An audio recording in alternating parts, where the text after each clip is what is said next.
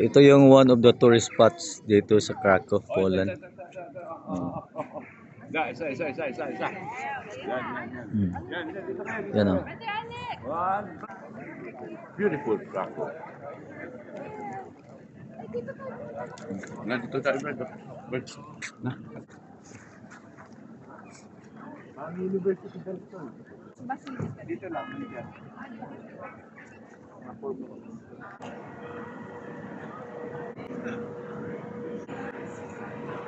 Itong mga souvenir dito.